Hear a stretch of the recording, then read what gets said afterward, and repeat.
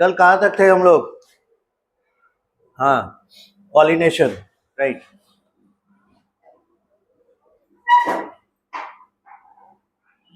Pollination in plants, ये pre fertilisation events में हम लोग चल रहे हैं, पॉलिनेशन इन प्लांट्स, और इसमें थे कौन? एजेंट्स। फिर एजेंट्स हम लोग लेकर आए कितने तरह के? नेचुरल और आर्टिफिशियल। फिर नेचुरल में हम लोग बांटे दो पार्ट में, इनेट एंड लिविंग। इनेट में एग्जांपल है एयर, वाटर। लिविंग में एग्जांपल है insects, birds, bats, other animals. ये एजेंट्स है पॉलिनेशन के। और आर्टिफिशियल, मैनमेड, यानी ह्यूमन अपने सुविधा के अनुसार जो पॉलिनेशन कराता है तो वो मैनमेड पॉलिनेशन कहलाता है। या आर्टिफिशियल पॉलिनेशन में, या क्या कहते हैं, मैनमेड पॉलिनेशन ये कहलाए। तो इस तरीके से पॉलिनेटिंग एजेंट्स हैं और पॉलिनेशन का प्रोसेस होता है। तो पॉलिनेशन था क्या? पॉलन ग्रेन्स का ट्रांसफर होना किस तक? स्टिग्मा तक। ठीक है। इसके बाद प्लांट्स में अगला स्टेज आएगा, इसको हम लोग थर्ड कर लें, ये होगा ट्रांसफर ऑफ गैमेट्स। प्लांट्स में अगला स्टेज आएगा transfer of gametes, pre fertilization phase में। ट्रांसफर ऑफ गैमेट्स में ये अगर स्टिग्मा है और यहां पे पॉलन ग्रेन पड़ा हुआ है, पहुंच चुका ये पॉलिनेशन के वजह से, इसके बाद क्या होगा? पॉलन ट्यूब डेवलपमेंट होगा।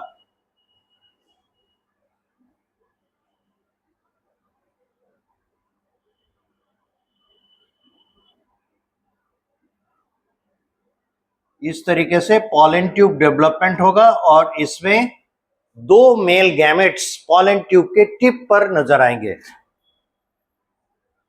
यह है पॉलन ट्यूब,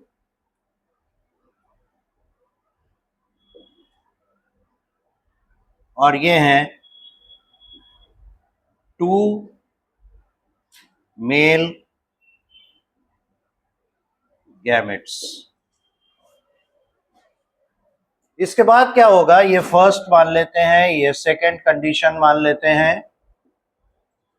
थर्ड कंडीशन में या थर्ड स्टेज में the pollen tube will deliver the gametes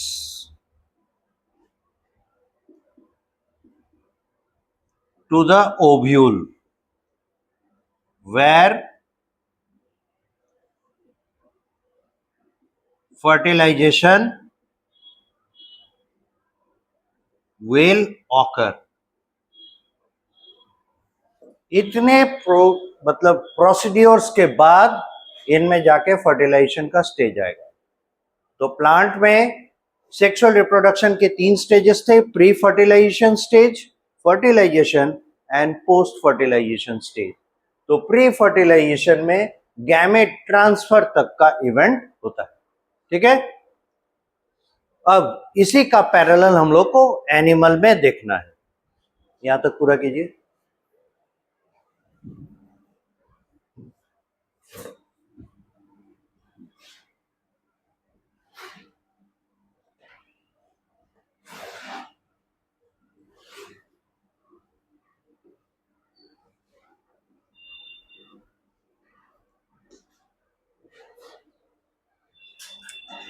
अब देखिए,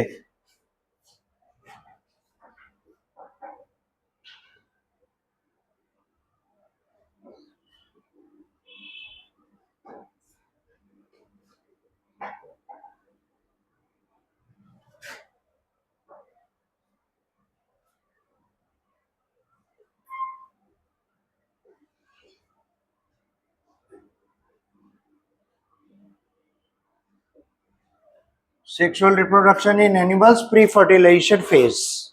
ठीक है, इस प्री फर्टिलाइजेशन फेज में पहला क्या होगा, जैसे ही बर्थ हुआ एनिमल का उसके बाद उसका एक रेस्टिंग स्टेज होगा जिसपे कि वो अपने बॉडी को प्रिपेयर करेगा so that it can become mature और फिर ये रिप्रोडक्टिव कैपेबिलिटी अटेन करेगा, राइट। तो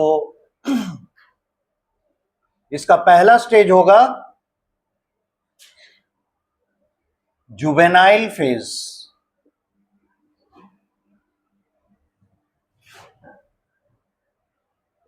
This will be this is the phase in which the animals prepare their body to attain reproductive capability। Reproductive capability attain करने का ये time period है। This is the stage when they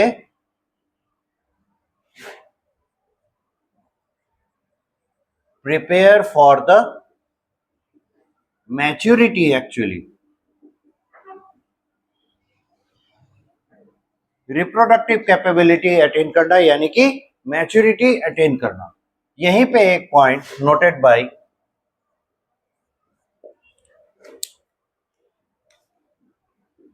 the juvenile phase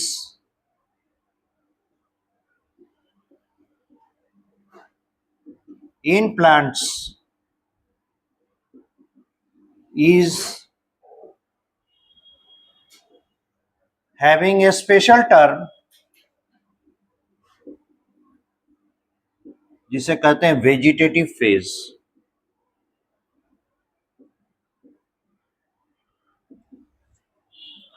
तो juvenile term specially हम लोग infer करते हैं किसके लिए, एनिमल्स के लिए।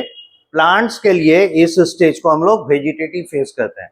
ऐसे जुवेनाइल फेज उसके लिए भी कहा जा सकता है, लेकिन ज्यादा बेटर होता है हम जब कहें उसे वेजिटेटिव फेज। ठीक है, तो यहां पे हम लोग प्लांट्स में और एनिमल्स में सिमिलरिटी पाते हैं, देयर इज नो डिफरेंस, है ना। दोनों में वेट पीरियड है और इसके बाद ये जो फेज है इसे हम लोग कहते हैं एडोलेसेंट फेज भी, है ना। इन ह्यूमन, क्योंकि हम लोग को तो पढ़ना है ह्यूमन का। In human this phase is also called as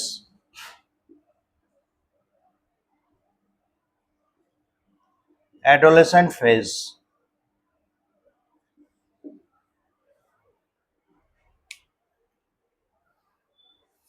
अब देखिए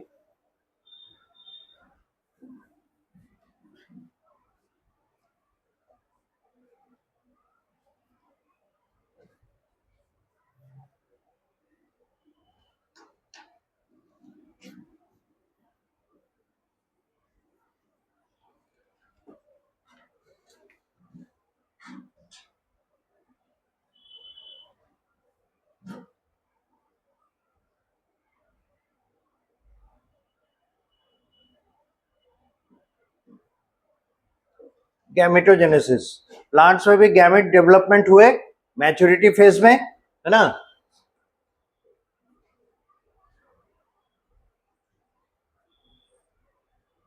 मैच्योरिटी फेज, इस मैच्योरिटी फेज में प्लांट्स में गैमेट डेवलप हुए कहां पे, मेल गैमेट्स प्रोड्यूस हुए एंथर के अंदर और फीमेल गैमेट्स प्रोड्यूस हुए कहां पे, ओव्यूल के अंदर। ठीक है, इसमें क्या होगा एनिमल्स में, in animals the male gametes जिन्हें हम लोग स्पर्म सेल्स कहते हैं are produced in the male primary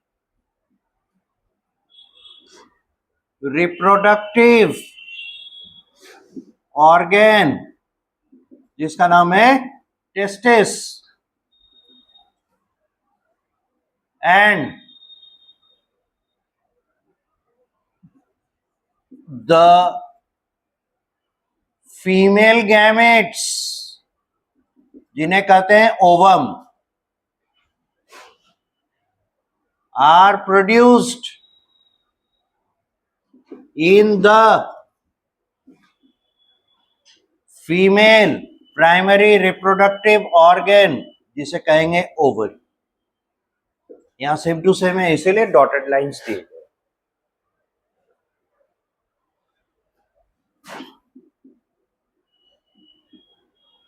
These cells यानी कि gametes production is called gametogenesis.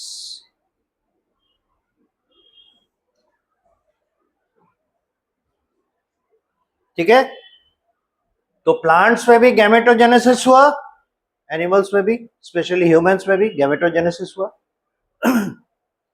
यहां मेल गैमेट्स को कहा जाता है स्पर्म सेल्स एनिमल के केस में. प्लांट्स के केस में सिंपली मेल गैमेट्स या मेल न्यूक्लियस. ठीक है, फीमेल गैमेट्स को यहां कहा जाता है ओवम और प्लांट्स में कहा जाता है इसे एग से. तो दोनों में डिफरेंस देखते चल रहा है, यहां तक नोट कीजिए. सो गैमेटोजेनेसिस होने के बाद इसमें तीसरा स्टेज क्या आता है प्री फर्टिलाइजेशन फेज में, वो है गैमेट ट्रांसफर. तो जैसे प्लांट्स में गैमेट ट्रांसफर के लिए फिर दो स्टेप था. एक था पॉलिनेशन और उसके बाद फिर पॉलन ट्यूब का फॉर्मेशन, है ना, फ्लावरिंग प्लांट्स में सेक्सुअल रिप्रोडक्शन के दौरान. एनिमल्स में क्या होता है, इसमें पहले ही से एक्सटर्नल जेनाइटेलिया डेवलप कर जाते हैं उसी दौरान. थर्ड है gamete transfer.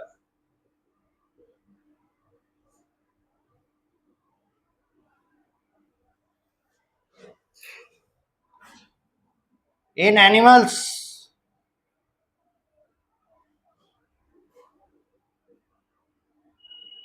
External genitalia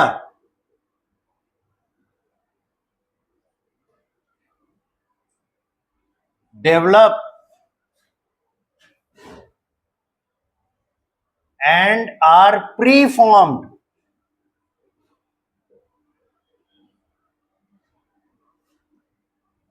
express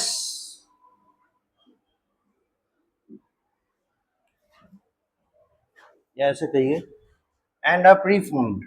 express हटा दीजिए, पहले से बने होते हैं. They function to transfer the male gametes to the female gametes.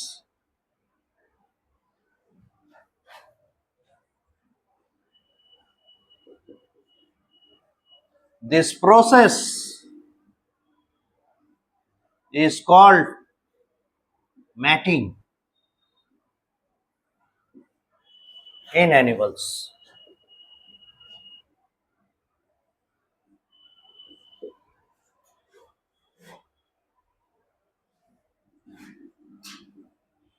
The male gametes reach the female reproductive tract by matting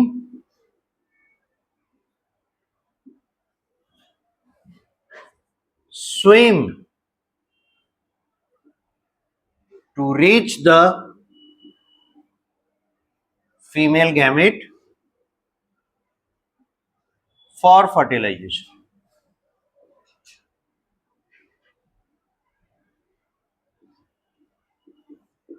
वहां पॉलन ट्यूब डेवलप होता है और ओव्यूल के मतलब आप ओव्यूल का डायग्राम देखे होंगे, ऊपर के तरफ में जो चलाजा एंड होता है उस तरफ 3 एंटीपोडल सेल्स होते हैं और जो माइक्रोपाइलर एंड है जहां पे इंटेगुमेंट्स एब्सेंट होते हैं, इंटेगुमेंट नहीं होते, उस जगह पे सिनर्जिड्स होते हैं और सिनर्जिड के ऊपर एक सेल रहता है जिसे कहते हैं फीमेल गैमेट या एग सेल, है ना।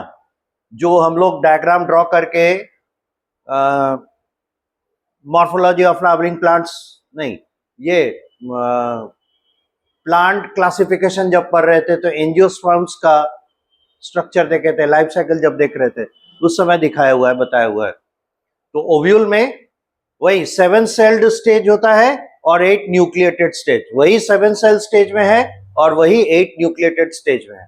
तो नीचे के तरफ जो 2 सिनर्जिस रहते हैं उन्हें रप्चर करके मेल गैमेट्स ओव्यूल के अंदर पहुंचते हैं और वहां जाके फिर वो फर्टिलाइजेशन का इवेंट पूरा करता है। ठीक है, वो प्लांट्स में था। एनिमल्स में male genitalia female reproductive tract में मेल गैमेट्स को डिस्चार्ज करता है और उसके बाद वे स्विम करके पहुंचते हैं फीमेल गैमेट के पास and then fertilisation takes place. तो बहुत हद तक दोनों में सिमिलरिटी देखी गई है ना। तो that is why this comparison या this comparative study is there. अब होगा यहां पे एक इंपॉर्टेंट पॉइंट है, वो है क्या, गैमेटोजेनेसिस में क्या स्कीम फॉलो किया जाता है गैमेटोजेनेसिस के दौरान। ये प्लांट्स और एनिमल्स दोनों में एप्लीकेबल होगा।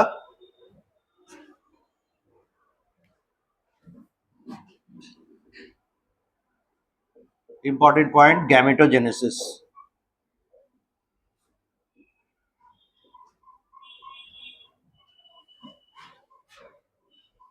इसमें है क्या, जो गैमेट प्रोड्यूसिंग बॉडी है, गैमेट प्रोड्यूसिंग सेल्स हैं, वो किस स्टेज में है, डिप्लॉयड,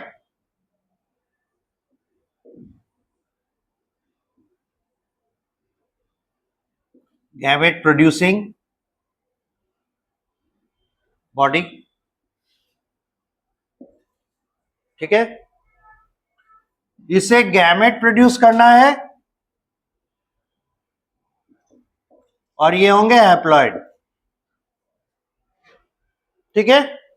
तब एक बात बताइए, ये डिप्लॉयड है, इसे हैप्लॉइड होना है कैसा प्रोसेस या डिवीजन अप्लाई करेगा, क्या ऐसा स्टेप लेगा कि ये डिप्लॉयड से हैप्लॉइड हो जाएगा, मियोसिस।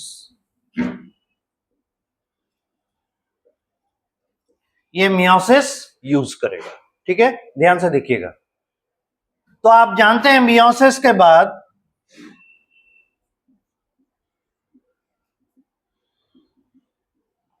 फोर डॉटर सेल्स बनते हैं।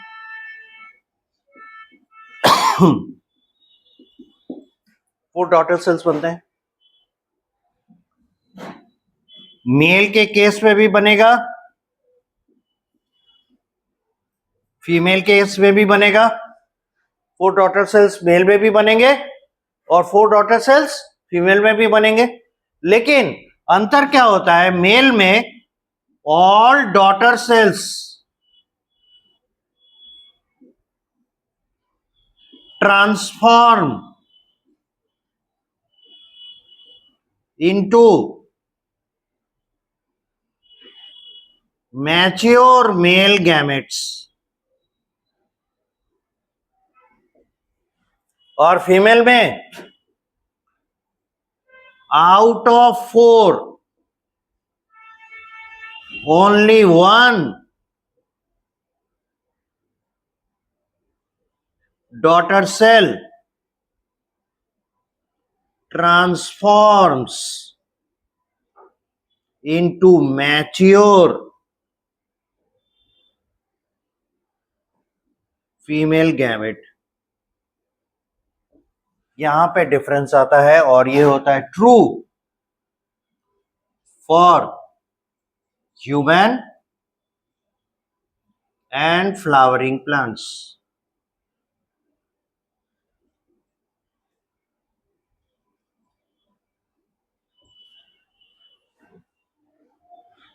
लोअर एनिमल्स और लोअर प्लांट्स में कहीं कहीं पे डिफरेंसेस आते हैं, वो हम लोग को अभी नहीं देखना है. ह्यूमन में जो आगे के चैप्टर्स हैं, ह्यूमन में और प्लांट्स में, फ्लावरिंग प्लांट्स में क्या स्कीम फॉलो होता है, तो this is the common scheme for them. ठीक है, ये हुआ पहला एस्पेक्ट.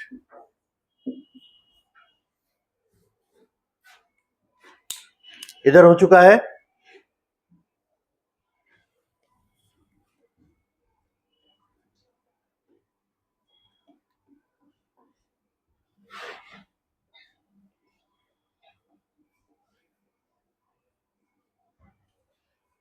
एक सिचुएशन इमेजिन कीजिए, कंडीशन, द ऑर्गेनिज्म, प्लांट और एनिमल दे दिया है, इज हैप्लॉइड.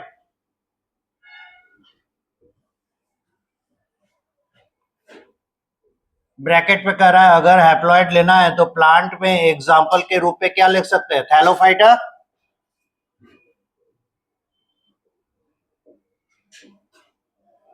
ब्रायोफाइटा ले सकते हैं ना? नहीं कोई बोल रहा है. ले सकते हैं कि नहीं? क्यों? क्या टेरिडोफाइटा ले सकते हैं? इसमें जानना होगा मेन प्लांट बॉडी क्या है, लाइफ शुरुआत कैसे करता है. तो थैलोफाइटा और ब्रायोफाइटा अपना लाइफ शुरुआत करता है गैमेटोफाइट से, तो मेन बॉडी क्या हो गया, हैप्लॉइड. जबकि टेरिडोफाइटा अपना मेन बॉडी शुरू करता है किससे, स्पोरोफाइट से, इसलिए मेन बॉडी क्या हो जाएगा, डिप्लॉइड. तो वो इसमें एप्लीकेबल नहीं. तो हमारे पास हैप्लॉइड ऑर्गेनिज्म प्लांट के नाम पे कौन कौन है, थैलोफाइटा, ब्रायोफाइटा. और अगर एनिमल लेने जाए, एग्जाम्पल में आ सकते हैं sponges, सिलेंटरेट्स,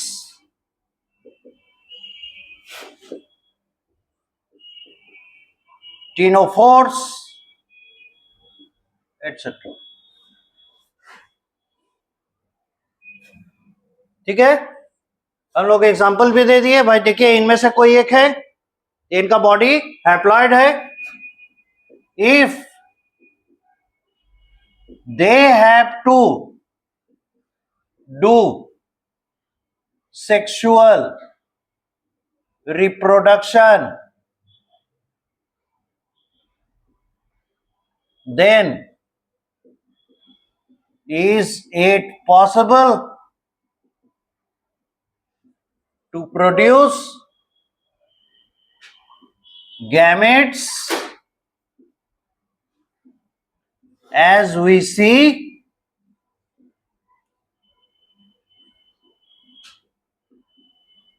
They are haploid.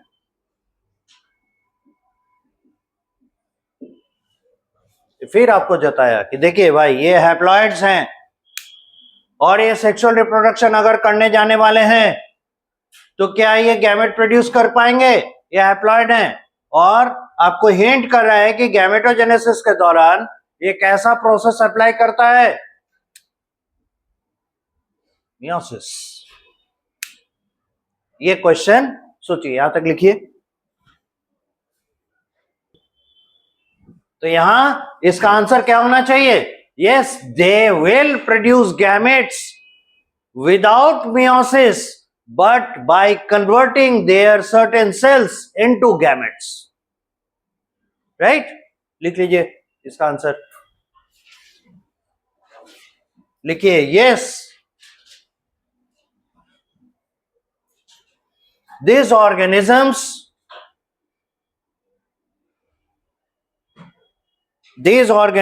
can produce gametes. These organisms can produce gametes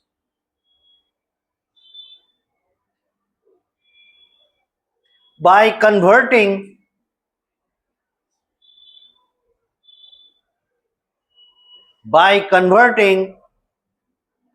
their certain cells, by converting their certain cells, by converting their certain cells into gametes.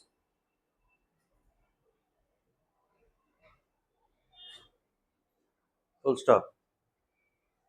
They won't do, वो नहीं करेंगे, they won't do meiosis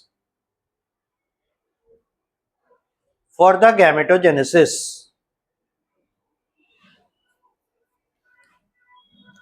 They won't do meiosis for the gametogenesis.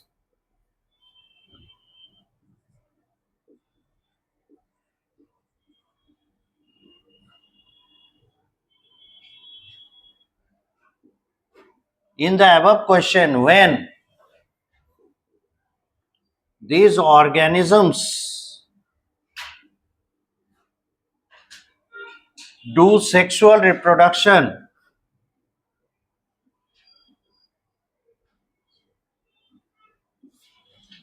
their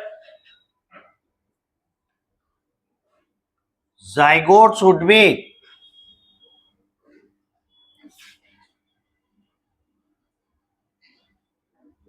diploid. Then how they will maintain their haploid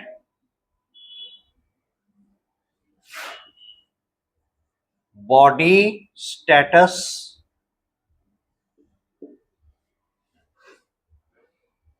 question कह रहा है ऊपर वाले question में इसमें कि अगर इनमें सेक्सुअल रिप्रोडक्शन होता है तो जाइगोट नॉर्मल सी बात है डिप्लॉयड हो जाएगा, तो फिर अपना हैप्लॉइडिक स्टेटस ऑफ द बॉडी कैसे मेंटेन करेगा, कैसे वापस पाएगा?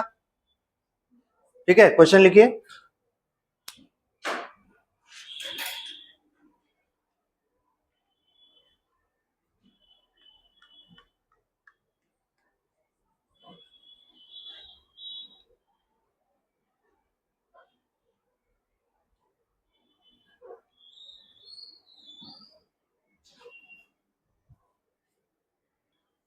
एनीवे आइए यहां पे ये क्वेश्चन पूछ रहा है हम लोगों से कि अगर जाइगोट डिप्लॉयड हो गया जबकि बॉडी उसका हैप्लॉयड है तो अपना स्टेटस मेंटेन कैसे करेगा?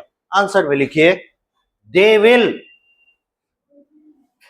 आंसर इसका they will maintain their haploid status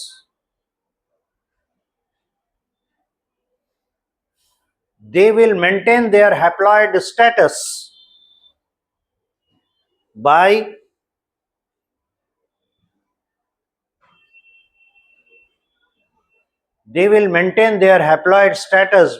doing meiosis,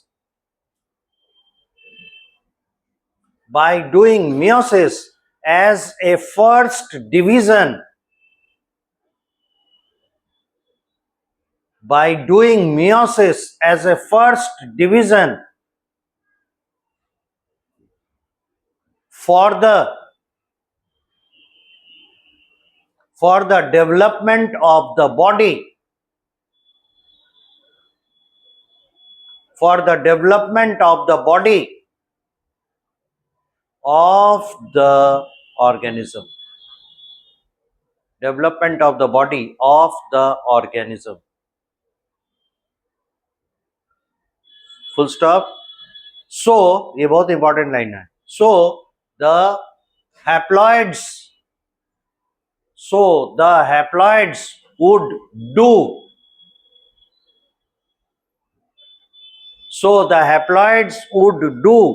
zygotic meiosis. ये टर्म है, अंडरलाइन कर लीजिएगा. So the haploids would do zygotic meiosis and not the gametic meiosis.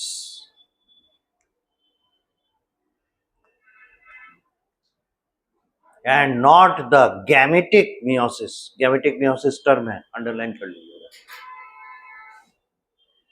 Gametic meiosis bracket में डाल दीजिए. डिप्लॉइड्स क्या करेंगे? द डिप्लॉइड्स ब्रैकेट करके लिखिएगा. ये इस क्वेश्चन का आंसर का हिस्सा नहीं है, पर आपकी जानकारी के लिए.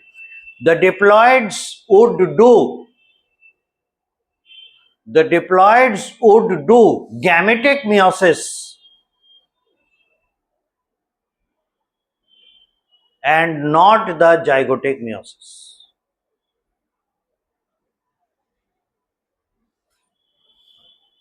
तो डिप्लॉइड्स क्या करेंगे? गैमेटिक मियोसिस करेंगे, यानी गैमेट प्रोडक्शन के लिए मियोसिस करेंगे, पर जाइगोटिक मियोसिस करने की उन्हें आवश्यकता नहीं है, क्योंकि फर्टिलाइजेशन के बाद उनका जो जाइगोट है वैसा ही स्टेटस का हो जाएगा जैसा कि बॉडी है. ठीक है, अब ये मिटाएं. अब लोग यहां तक आ गए गैमेट ट्रांसफर तक. अब अगला स्टेज है fertilization. Stage of fertilization. Plants में कैसे, एनिमल्स में कैसे?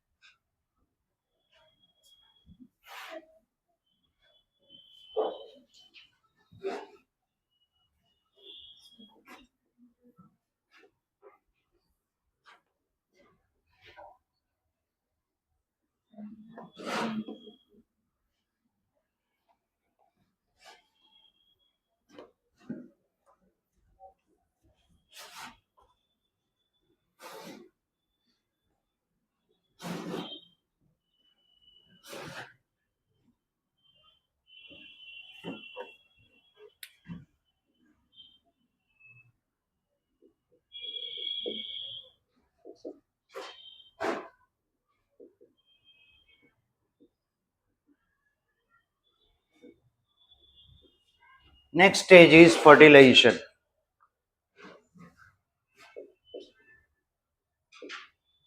Plants and animals.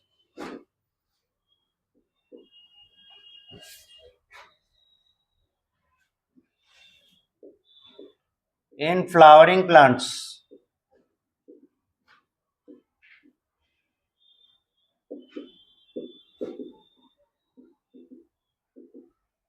fertilization produces zygote.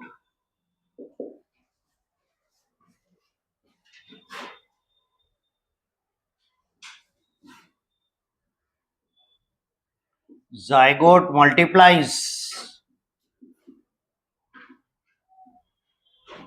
and form embryo.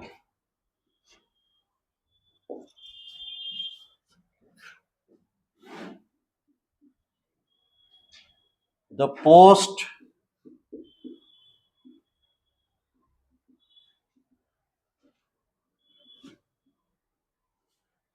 या ऐसे कहें,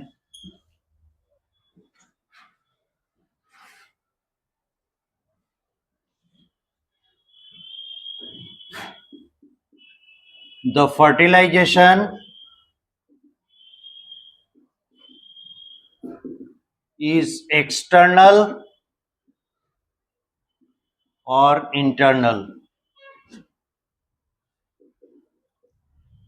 In the plants, depending upon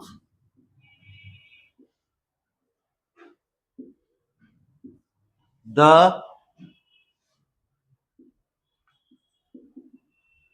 division of plant. और ये डिवीजन इन एनिमल्स ये हो जाता है क्या? It is phylum. तो आपको बताना है थैलोफाइटा,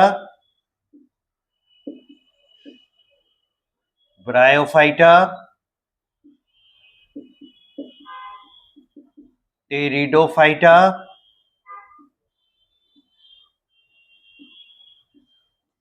जिम्नोस्पर्म,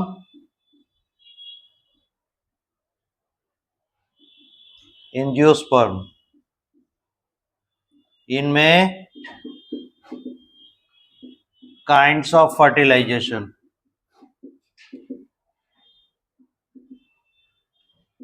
ई लिखिएगा फॉर एक्सटर्नल और आई लिखिएगा फॉर इंटरनल। पूरा कीजिए तो कॉलम जल्दी से। थैलोफाइटा में एक्सटर्नल, ब्रायोफाइटा में पक्का।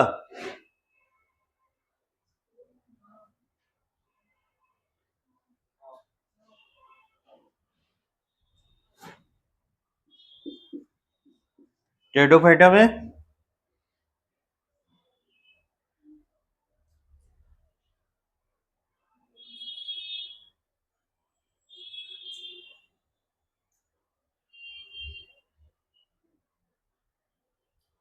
बोलिए, पढ़े नहीं। एक्सटर्नल या इंटरनल? एक बात बताइए। अच्छा, एक्सटर्नल होगा।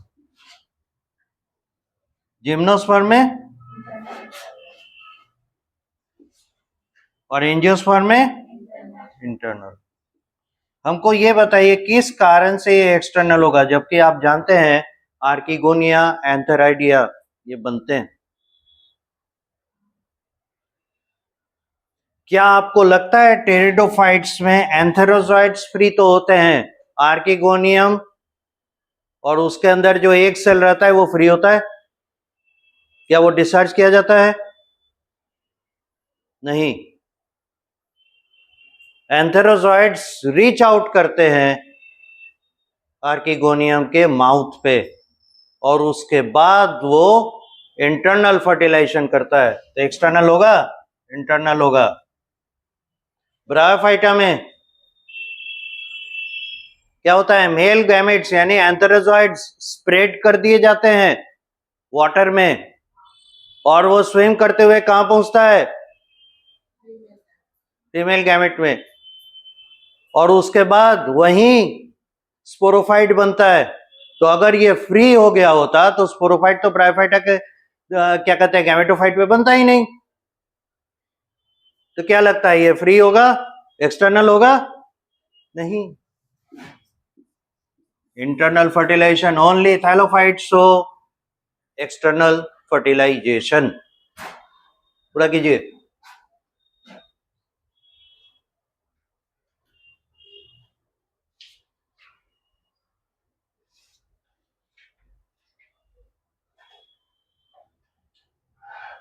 अब देखिए एनिमल्स,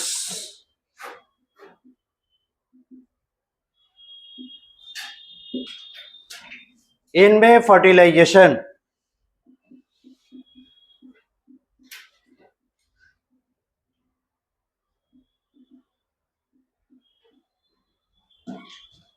एनिमल्स में भी फर्टिलाइजेशन दो तरह के होते हैं। It is of two types.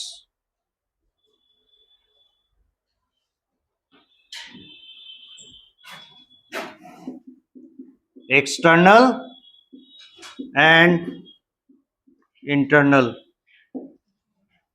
अब एक्सटर्नल के फ्यू एग्जांपल्स बोलिए, किन में हो सकता है? एक्सटर्नल फर्टिलाइजेशन के फ्यू एग्जांपल्स एनिमल में स्पॉन्जेस होंगे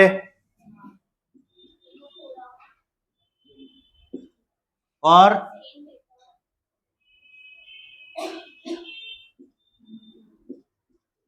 सिलेंटेरेटा में, टीनोफोरा में। क्या लगता है प्लेटिहेल्मिन्थस में होगा एक्सटर्नल फर्टिलाइजेशन होगा?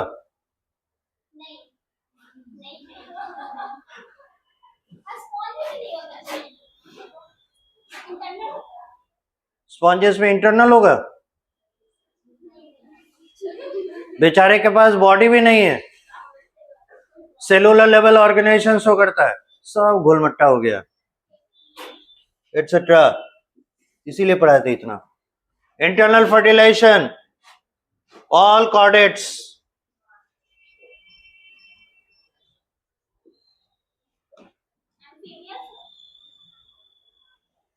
कॉर्डेट में एम्फीबिया आता है।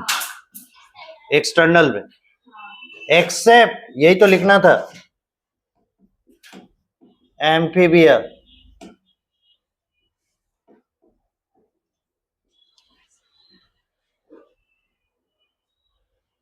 फिशेस में कैसा होता है, एक्सटर्नल या इंटरनल?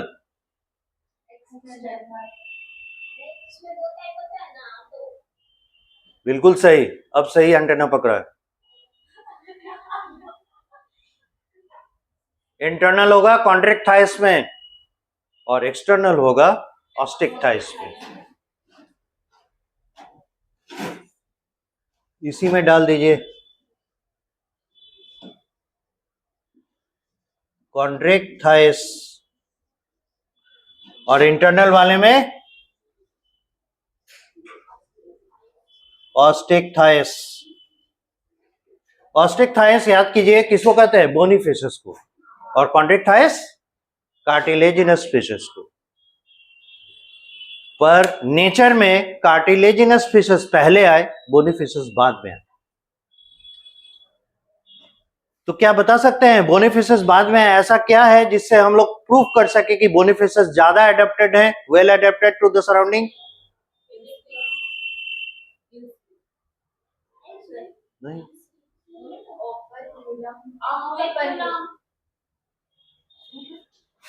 वो इतना इंपॉर्टेंट फीचर नहीं है। नहीं तो एम्फीबिया में जो टैडपोल्स होते हैं उसमें भी गिल स्लिट्स होते हैं। Gill slits are the basics of any chordate. किसके बेसिस पे आप कह सकते हैं कि ऑस्टिक थाइस यानी बोनी फिशेस कॉन्ट्रैक्ट थाइस से ज्यादा डेवलप्ड है, बेटर एडेप्टेड है? याद कीजिए, स्विम ब्लैडर, उसके वजह से उसे हमेशा स्विम नहीं करना पड़ता, जबकि इन्हें कॉन्ट्रैक्ट थाइस को till the entire life they have to swim so that they should not sink, वो डूब नहीं जाए, उससे बचने के लिए उसे हमेशा स्विम करते रहना पड़ता। Anyway, so this is how the fertilization phase is. ठीक है, अब पोस्ट फर्टिलाइजेशन इवेंट्स रह गए, वो अगले क्लास में। हाँ बोलिए।